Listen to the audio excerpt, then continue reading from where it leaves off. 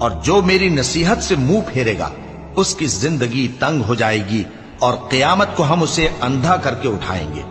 وہ کہے گا کہ میرے پروردگار، تو نے مجھے اندھا کر کے کیوں اٹھایا؟ میں تو دیکھتا بھالتا تھا۔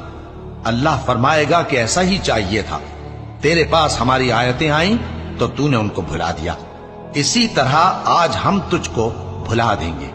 اور جو شخص حد سے نکل جائے اور اپنے پروردگار کی آیتوں پر ایمان نہ لائے، ہم اس کو ایسا ہی بدلہ دیتے ہیں، اور آخرت کا عذاب بہت سخت اور ہمیشہ باقی رہنے والا ہے۔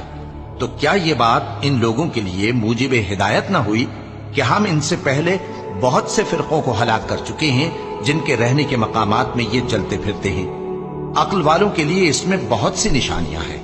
اور اگر ایک بار تمہارے پروردگار کی طرف سے پہلے صادر اور جزائے اعمال کے لیے ایک میعاد مقرر نہ ہو چکی ہوتی تو نزول عذاب لازم ہو جاتا۔